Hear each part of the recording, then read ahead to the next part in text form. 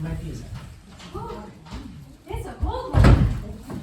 Oh, and I've been having to defrost my car, and I've had to put on so many layers on my mitts and my hat just to stay warm. How are you guys doing? Huh? Good? I see everyone else bundled up. Anyone have to scrape their cars recently? Maybe? Or watch their parents do it? Maybe? Oh my gosh. One last layer. Okay, that's better. That's a lot of clothing to keep one human warm. Now, how exactly do animals do it out in the wild? What adaptations do they have? And that's what we're here to find out. Hello everyone, my name is Renee Mcsherry. I am a biology major here at University of Wisconsin-Stevens Point, also working towards my environmental education certificate. I've had a lot of work in interpretation, most notably up at Tattagouche State Park up on the North Shore in Minnesota.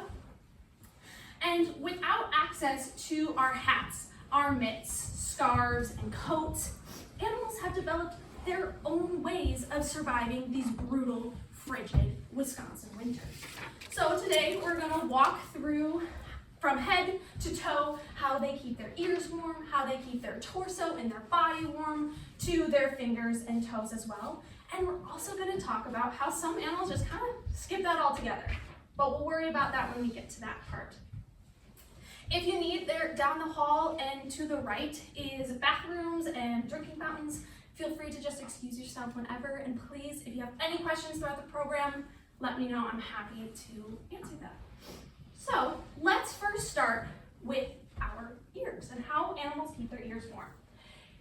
How many of us have seen a squirrel? Yeah, cute little creatures, aren't they? I think they get even cuter in the winter because they grow special little tufts on their ears, right back there, basically acting as our earmuffs. They grow this extra hair most just in the winter. They lose them in the summer. So I encourage you, if you haven't seen them yet, look for those little puff balls as well. And this is our eastern gray squirrel as well. And it's basically just adding 2 little cotton balls to their ears to keep them nice and warm. Some animals as well, such as our gray squirrel, or not our gray squirrel, our red squirrel, will grow these little extra tufts on the tops of their ears versus like behind and within them. And they can get pretty extravagant and pretty big as well. How is the thing coming out of it? How the thing's coming out of its ears or its nose? How does the fur coming out of it, like right here? Its whiskers? Yeah. Do you have a cat or a dog at home? I only have a dog. Yeah, and it's the same thing. They're just whiskers. They help detect where they are in space. We don't have whiskers, though that would be pretty cool, wouldn't it? So they just grow these extra little tufts at the top, and some can get pretty big. Now, when we're cold, another thing some animals deal with, especially with our rabbits, is having really long ears. Or some animals, such as wolves, have really long legs. Now, I don't know about you, but my fingers and toes get colder way before my center does, before my torso does. And so, I have a question for you.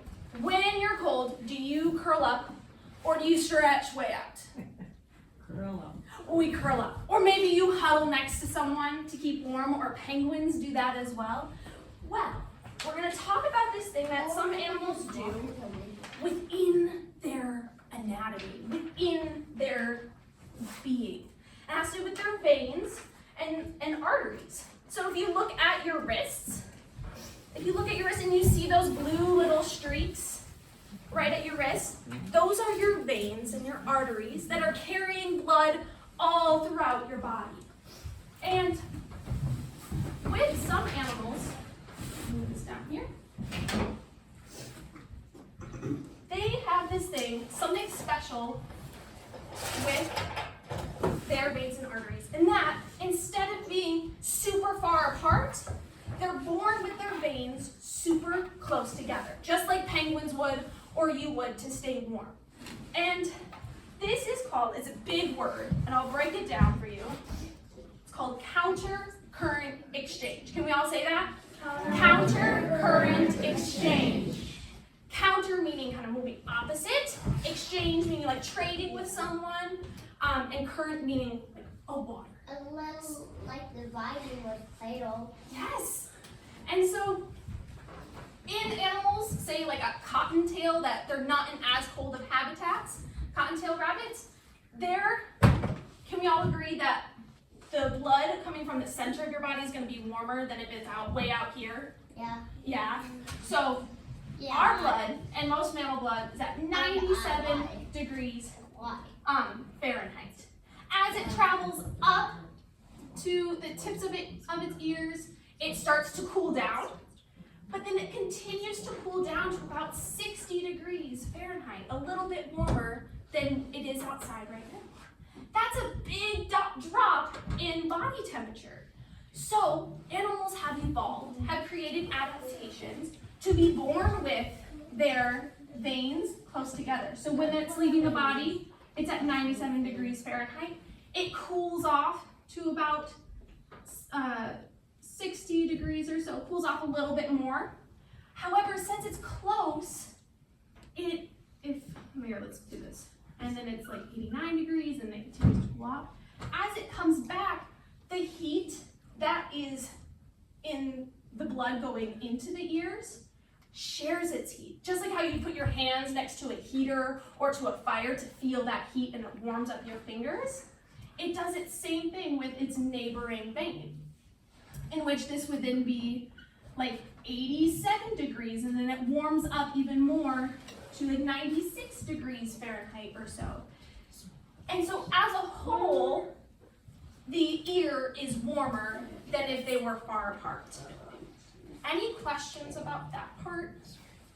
Because that can get a little tricky, but we're feeling good about it? Awesome. And I have to ask, how do you guys like to keep your ears warm?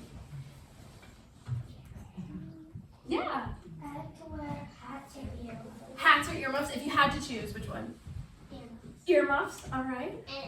And I would do A hat? Do you like a hat? Do you like one with a pom-pom, or do you like a beanie, or? pom-pom. A pom-pom, a great choice, yes. I would use a hat. A hat, I am also a big fan of hat, yes. A hat with no pom-pom, excellent choice. Yes, there's a lot of variety with that. So now that we've talked about how some animals will keep their ears warm, we're gonna work our way down to our torso. Similar question, how do we like to keep our torsos warm? This is part of our body. Oh, I see a lot of us wearing them. I heard it, a coat, yes. And there are many types of coats too that I'm seeing around. We got big, maybe puffy coats. Some people will choose to have kind of fur-like stuff that you have. I love that you're looking at your jacket. Any other jackets people are wearing? Well, I know some people also like to wear really long jackets as well. So we have different jackets for different reasons. You may have a fall jacket versus a winter jacket, and now we're kind of in that in-between, and so it's like it's really cold in the morning, so you put on your winter jacket and they're just sweltering by the time you get home from school, right? And so different coats have different reasons. And in the case with our aquatic mammals, they have 2 layers to their fur. I'm gonna pull out a muskrat, and we're gonna get a chance to touch our muskrat here. And what we're gonna do, we're gonna use our 2 fingers. Can everyone hold up their 2 fingers? Perfect. And you're gonna go just like you would with a pet, so a cat or a rabbit or a dog. You're gonna go down the length of its fur. Okay, we're gonna be nice and gentle. What 2 fingers? These 2 fingers. Perfect. So there are 2 layers to their fur. There is this long, and I'll walk around to everyone, and there will also be time at the end if you want to come back and touch these furs, you're more than welcome to. They have long guard hairs, and that's what keeps them slick in the water. That's these hairs right here, right? And if we push those aside, we see this, and you can touch right in the center, this really soft down fur, which is extremely dense. Yeah, you see that? And this part of their fur is waterproof. Waterproof? Waterproof. It acts as their winter jacket. Or not their winter jacket, their rain jacket. Because they're in the water a lot. And the water is cold. I don't know about you guys, but I would not want to go swimming in some lakes right now. But they have to. This is where they live. This is really scary. It's kind of, it can be a little eerie. It's scary. It can be a little scary. This is that down if you want to be able to stop.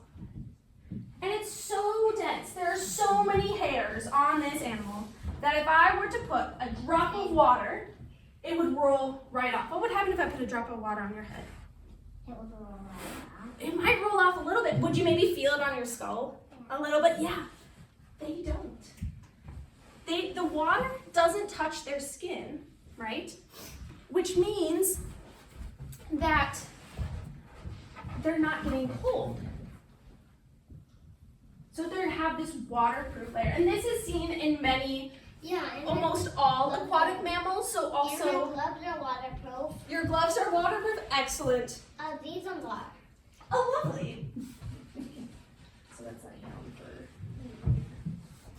It allows you to keep playing in the snow for longer, right? Yeah. It's the exact same thing with our muskrat Why do here. I have a cast? So this is also found in minks and beavers as well. Also, otters. Somewhere. So both river otters and sea otters have this adaptation to keep them warm in the waters. What? And then I'll quickly Are you saying on the thingy? What? Are you saying on the thingy to what? here's our mink, and well, this one will go a little quicker, so you can just feel that. Any questions as we're passing around?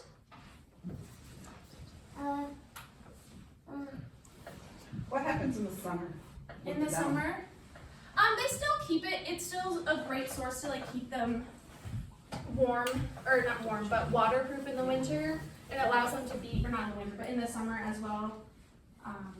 Their coat doesn't really change So per it's not se. like they throw their coat? No. Or like, because a big change. How that's fine, does- still. How does the other tail get warm? How does their tail get warm? It's still covered in the same type of fur that they have on their body. So that's how their tail stays warm. Oh, I didn't know that. And that's okay. That's why we ask questions, to learn. I love how gentle we're being with our furs. What is it? What's a ferret? Hey, what's a ferret? Yes, this is a mink. So they also have that 2 layers of fur to keep them waterproof in the water. What? I think we'll touch one fur that's a little bit softer than this. And then when she comes back, and then when she comes back, the little animals are coming over, and then the papas and Now, I have another fur with me. This is a short-tailed weasel. And they do something pretty dang cool in the winter. Does anyone know off the top of their head what weasels do? No. Oh, I heard it. They change colors, exactly. So, here is what the short-tailed weasel would look like in the winter. Completely white. And I'll pass this around as well. Once we're done. So, The big animal. completely white. All except the black part of their tail. Why would they want to turn white in the winter? Feel it? Yeah. Because they're cold. Because yes, we will talk about that. 100%. Yeah. Because so we can kind of camouflage into the snow. Camouflage. Yes, they're gonna camouflage into the snow because the snow is white, and they gotta be white.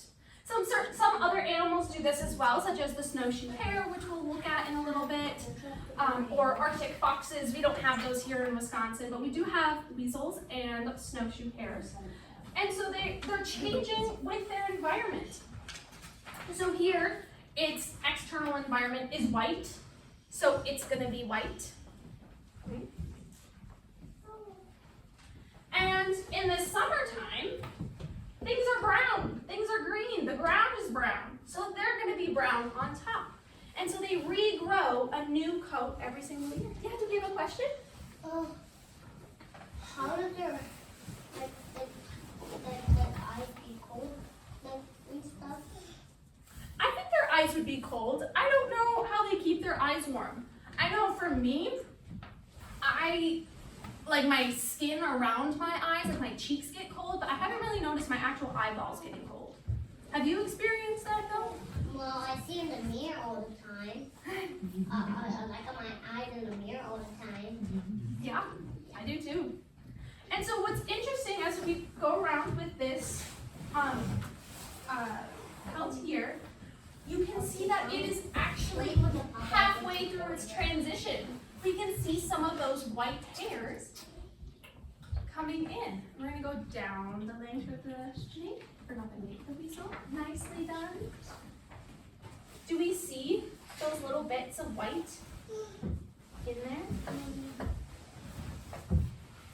Any questions so far? Oh, it's hiding. Exactly. And even within that brown part, we're seeing those white hairs come in. So it's halfway through. I'll just hide it and then tell Mima to make me pop up when some animals. A great idea. I have a question. Yeah, what's your question? Why do they change colors every day? Hey, Ooh, great question. So they don't change every day. They change every year. So around this time, they'll start growing in that white winter coat, and then sometime in spring, probably March or April, they'll start transitioning to their brown coat as well. What does that Does that answer your question? Perfect. Do we have another question? How do they turn their fur in different colors? That's a great question. That goes down to their cells, so what they're made of. They kind of just know, kind of like how your hair knows to be white, or to be, not white, to be blonde, and my hair knows how to be brown. That your cells just kind of know, and then it's just on like a little clock of sorts. That's a great question. Do you have another question back there? Yeah. Don't they have mittens to protect their hands from the cold? They don't have mittens, but some, and we will talk about this later, will have extra fur in between their toes. And we'll look at that. That kind of act as mittens. Okay. I love all the questions. Okay. I see one plate on there. Is this a marine? It's an ermine. Is another term. Yeah. Yeah, so you may have heard as weasels as ermines, which refers to their white coloration. It doesn't really distinguish between a short-tailed weasel or a long-tailed weasel. Yeah. So you may hear ermine as well, and that just refers to the white version of a weasel. I don't think a stoat refers to the brown coloration. Don't you know what that means? So yes. Oh, one more thing with this. We had one of our friends talk about how its coat, by changing colors, keeps it warm. And he is absolutely correct. Because these white hairs, unlike our own hair, is actually hollow. It is filled with air. So here is what their hair would look like under a microscope. And the air keeps them warm. It makes it harder for cold air to pass through. So just like our own jackets, they're puffy. They're full of air.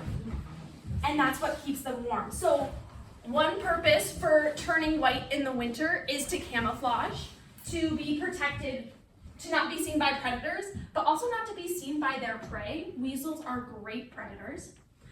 But and their second purpose is to stay warm. So it's twofold. They got two purposes for that. Another way some animals will stay warm and keep their torso warm is by putting on the pounds.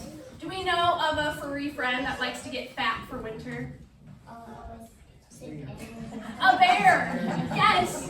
So bears, birds even will do this too. A lot of animals will eat a lot of extra food to get big and bulky for the winter and stay warm. And to explore this, you guys can take off the cloth that is covering the bowl and the tin. Just unveil the bowl for now. Okay, well, we'll look at the tin with the puffballs in it later. So I have an activity for us. Okay? Okay.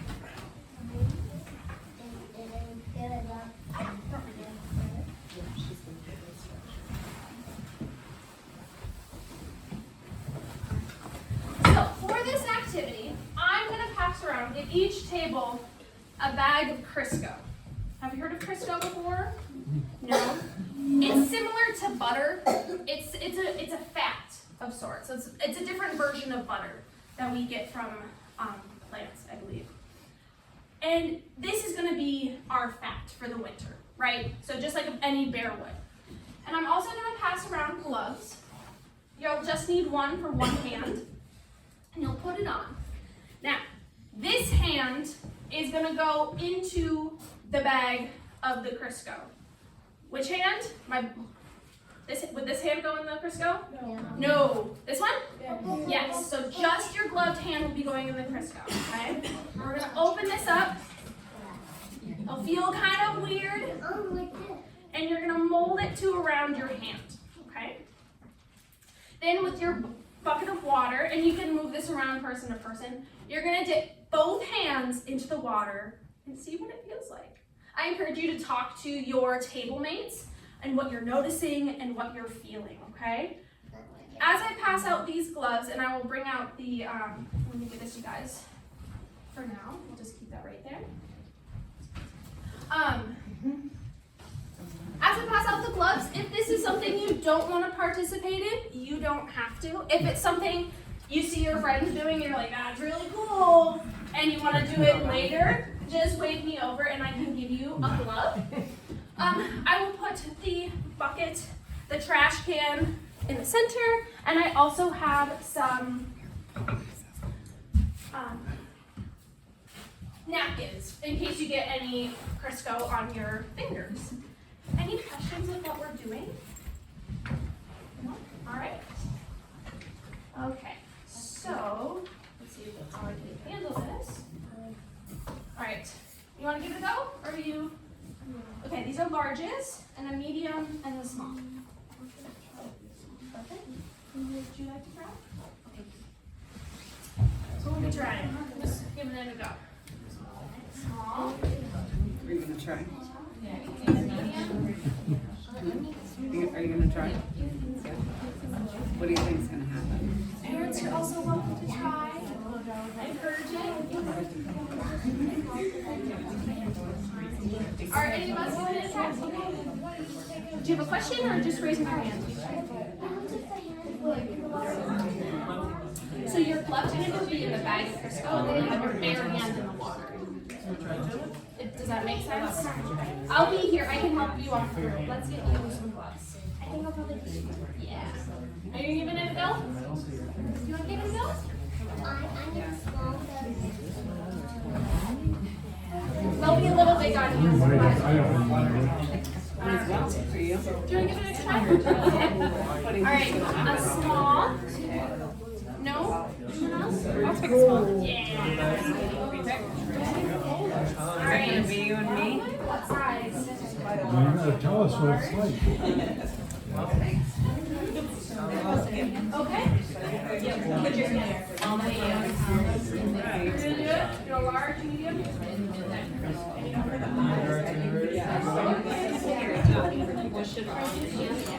All right, is your glove on? Okay, stick it in there. And do not touch anything else. Please. Okay, pull it out. Nope, leave it. Yep, put it right in the water. Bag and And then you The put bag this and the at the hand same in? time. Compare the different All right. places where your hand is. And This one? Yeah, interesting. The whole, In the bag, right? do I leave the hand in the bag? Yes. Okay. Sorry, I should have clarified that. Okay. That, and then at the same time, put your other hand in there and feel the difference. Which ones, how do they feel? It's one. Are they warmer warm? than the other. Which one? Yeah? Is that because, do you think this fat is keeping your hand warm? Yeah? All right. Let's see here. Okay, pull your hand out. Also, feel free to use the towels to dry hands and all that All stuff. right. Brrr, which one's cold? Okay. So I want to take this hand out, but I can leave this one in for a long time. Why do you think that is?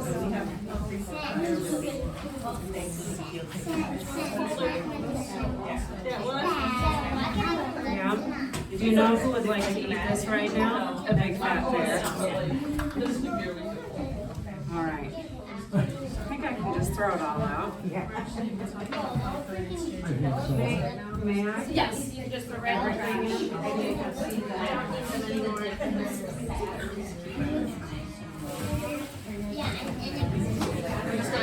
Wow. Can you imagine doing that classroom, that experiment in Mr. Heidi's class? Like, I was Well, what happened? the hand of the Crisco is not.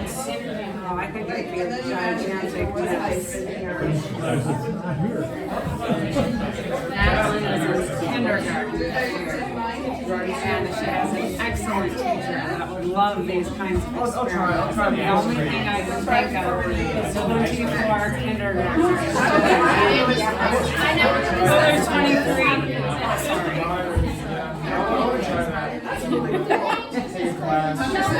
Sorry.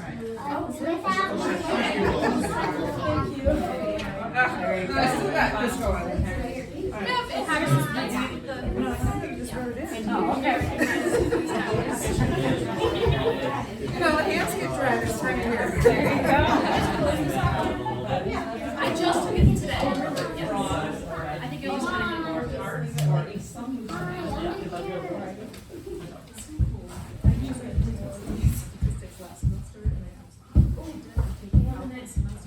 all right. Yeah, it's amazing how even that little bit. Oh.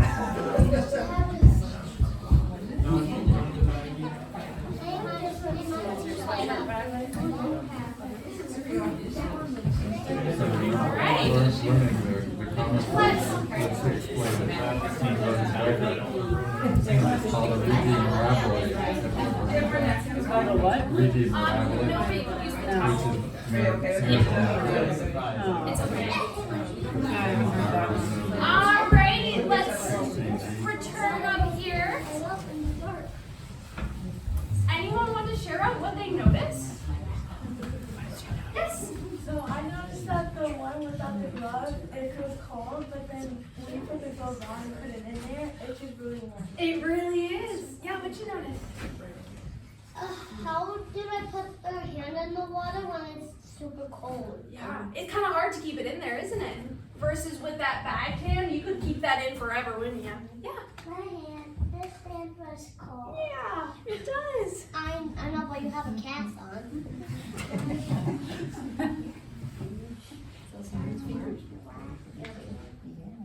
Where does that white stuff come from? We get it from plants of sorts. I really don't know. I'm an interpreter, not a Crisco maker. But I really didn't know this. But that's a great question. And if you're still curious about that, we can look it up together after the program, okay? Some interesting stuff. Some people will cook with it or all that stuff. Yeah, so I feel like what I heard was that a lot of us felt that that gloved hand with the Crisco could stay in that water for a long time, right? And that's exactly what's happening in bears or in beavers and muskrats and any animal that gets big for the winter. That's why. It's because that fat is really, really warm. Or if you think even to like whales, they got a lot of blubber and fat on them, right? Or those seals. It's the same thing, just to keep them warm. So we've seen in our keeping our torso warm how different hairs can keep us warm. We also talked about how like air can also be a great source of keeping us warm, as well as fat. Any questions? All right, then let's move down to our toes, to our feet and our hands, and how we keep them warm. Now, one thing that we see a lot in northern animals is that they have big feet. Here is a snowshoe hare. Look at how big those feet are. They're almost as big as yours. And if we compare that, and I also have a picture of their feet spread out. So snowshoe hare feet really spread. And here's also you can also see a bunch of fur in there that I mentioned earlier. Someone had a question on that. To keep their toes warm.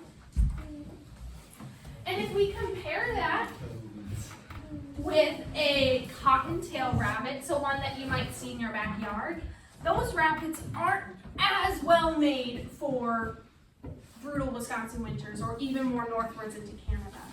And if we look at their feet difference, I made us a little drawing. What do we notice? Feel free to just shout them out.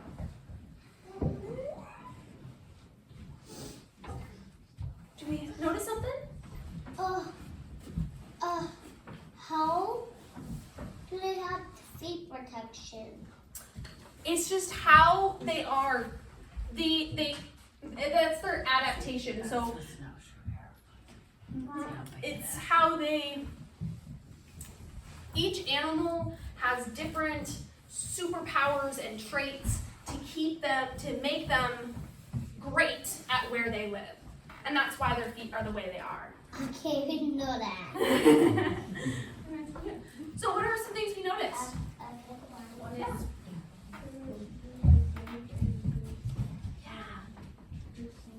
Yeah, they're big and wide too. So that's how they get their name, is they basically act as snowshoes. So our cottontail over here, it's a lot more narrow, a lot smaller, and so they'll sink through the snow a little bit more.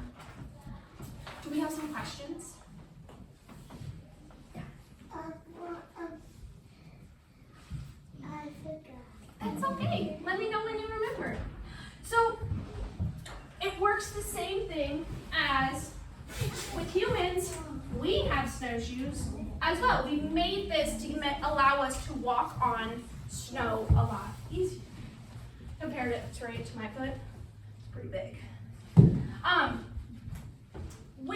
To help us kind of visualize this, you can now look at that tin of puffballs. And I'm actually going to borrow this one real quick. Now, unfortunately, I could not get real snow since it has barely snowed here. But for now, we're going to pretend that these cotton balls are our snow. And I'd like, only if you want, you can opt out of it if you want, to try a few different techniques of walking through the snow. First, I'd like you to try with a claw hand, see what happens, right? Take some notes, talk with each other. Try it with a fist. What happens if you are walking through fists? With fists. And then, What happens if you do? what about with the spread hand? How would that work?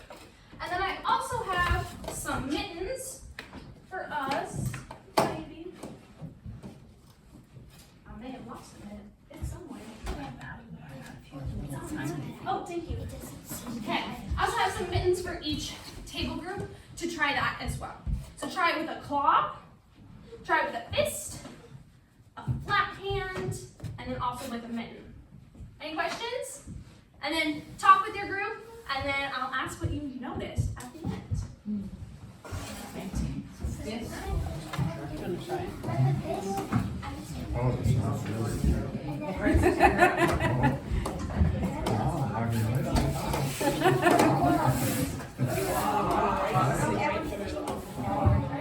mean,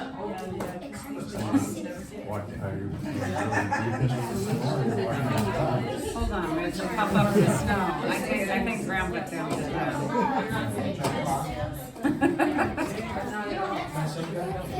Now, what if you were, what was this one? What happens with this It's one? kind of at that intersection mark. Does it just fall in? So, like, how would it be easiest to walk on the snow? I think that's probably what they have other ways to do it. Why is it harder with that? And it would be. I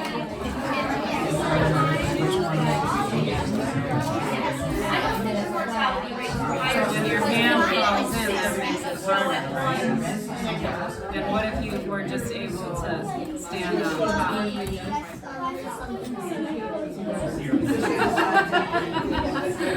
Is it just fun to play with the cotton? Yeah, I thought Getting adaptation. Maybe in a million years, perhaps. so. Remember the snowshoes under the cabin? Yes, they all kind of own ways and individuals adapt to the population collections of animals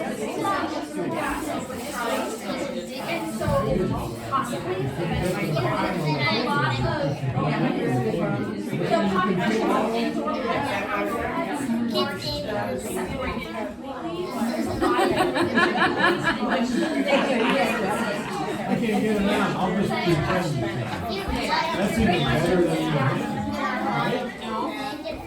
you. Sink in your life. So if you have big feet with lots of fur, what do you think that I would drop one down.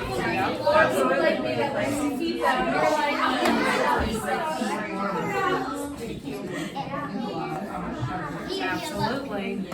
Walking around on little toothpicks that won't work,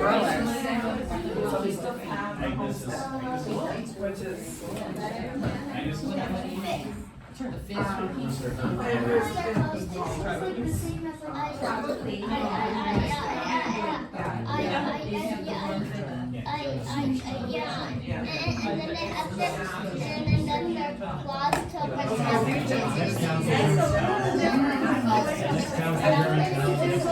Do you have a question?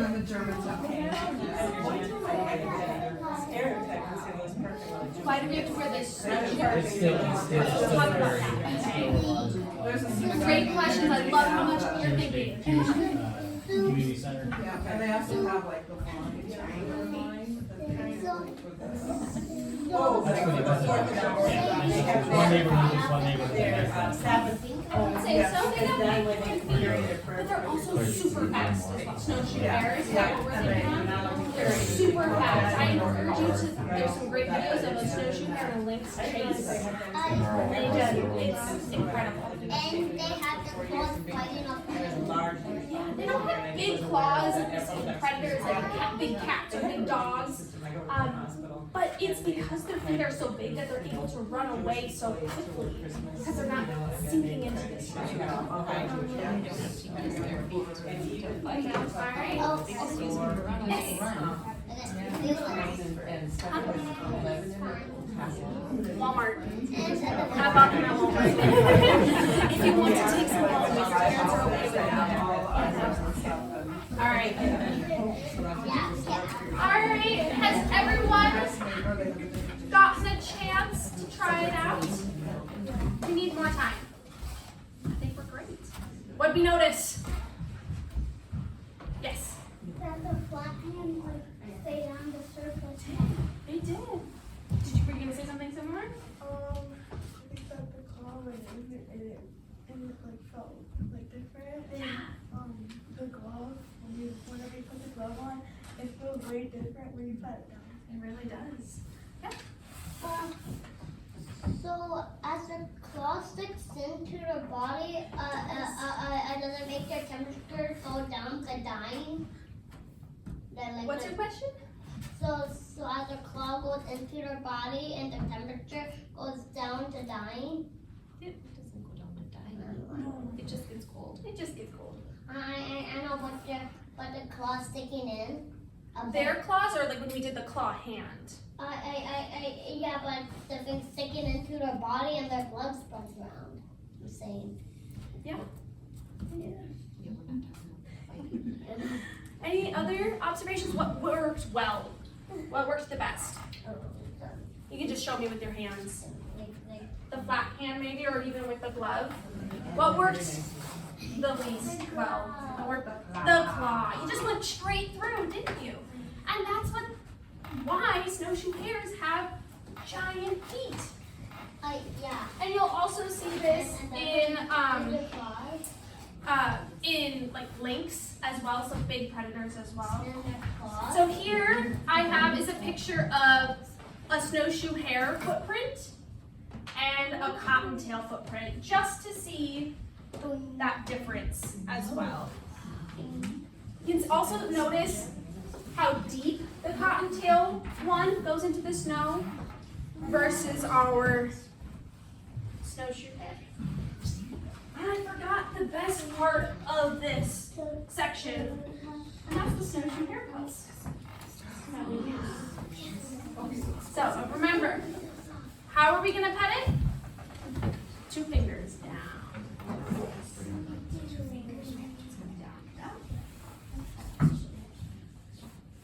So as we were talking about with the weasel that turns white in the winter, snowshoe hares do the same thing. And so the hairs on this pelt, these ones are hollow as well. Yeah, I think this one's the softest one.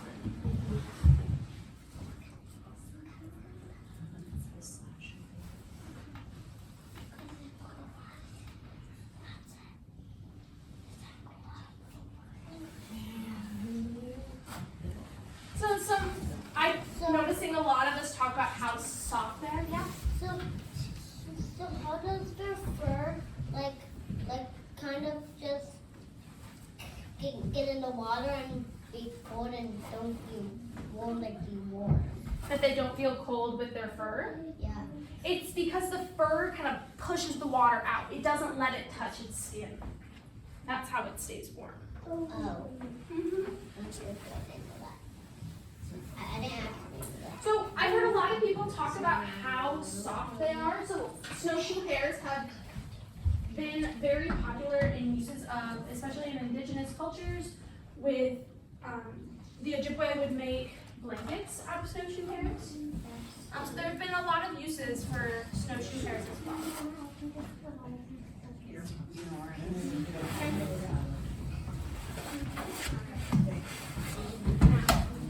Again, with the feet, to further talk about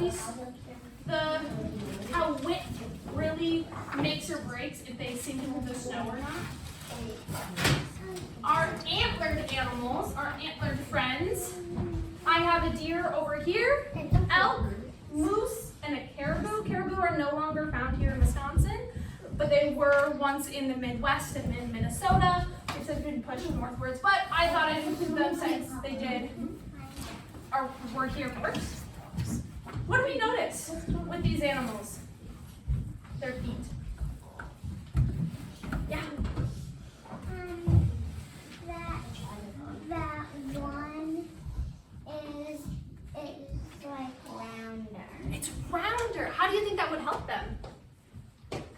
What did we learn with our snow activity?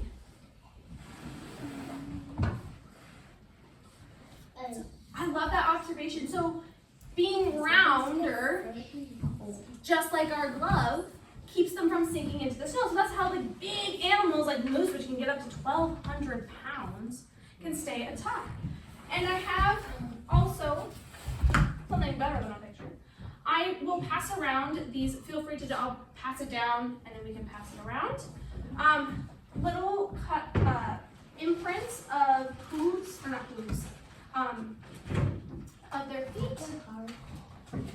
And I have a moose.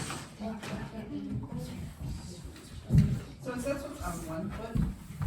When they're two together like that? Yes, this is 1 foot. 1 foot. 1 foot.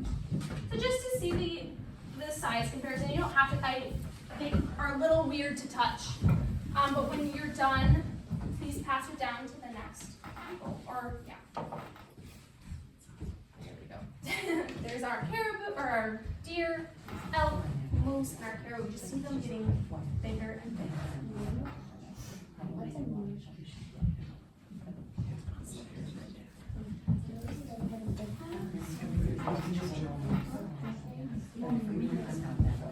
As we pass those around, we're going to talk about one other thing that animals do to get through the winter. And that is through a thing called hibernation. Have any of us heard of hibernation before? Yeah. Do we know of a pretty famous animal that likes to hibernate? Bears. Were you going to say bears? Yes. However, I'm going to blow your mind here, so you might want to sit down for this. Bears don't hibernate. Do we hear that? Bears don't hibernate. So tell that to your friends when you get home. They go through a very similar thing called, and I'll write it out for you.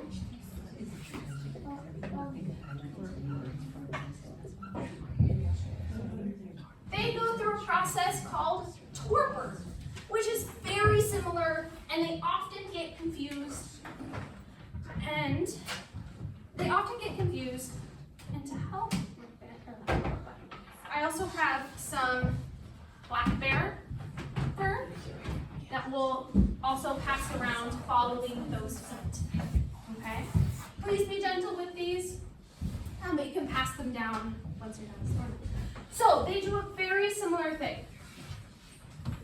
And it all comes down to basically how long they're asleep. So hibernation and torpor is lowering their body temperature, lowering how fast they breathe, and how many times their heart beats per minute. Bears will go down to about 5 to 6 beats per minute of their heart, and 1 to 2 breaths per minute in their heart. And that's not a lot. But it all comes down to, but the difference between hibernation and torpor is just duration and how long they're in it. If we can see in hibernation, this is talking about their body temperature. So when the body temperature is low, that indicates that they're in hibernation. That's when they're snoozing the days away.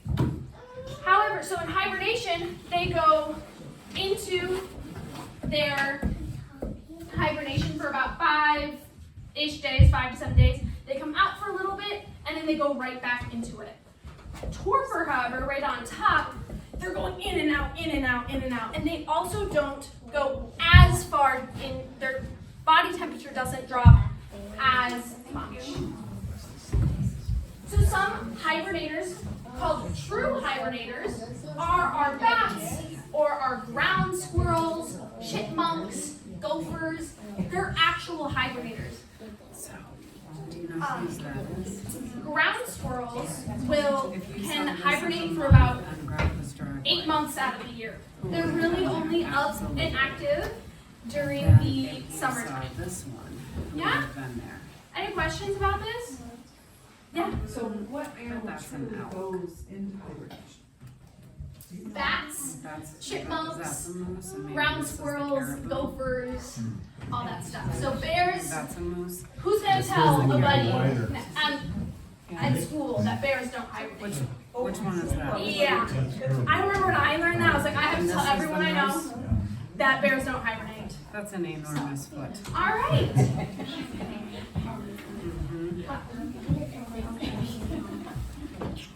We have walked through our body This one. This from our heads to our toes on how different animals keep their body parts warm. We talked about how that's squirrels bear hair. will add little tufts of fur to their ears, to how their veins will be really close together, and they're born that way. To talking about different types of coats and how that keeps them warm, to changing their coat to white, to brown, depending on the winter, or depending on the season. We talked about how animals can use fat as a layer of coat. And we also talked about how wide feet can be to help them stay atop of the snow. So thank you guys so much for joining me today. Again, if you would like to come back to these pelts, you're more than welcome to. And please come up to me with any questions. And so next time you see any of these animals, you can truly know what they're going through just to survive our winters. Thank you guys so much.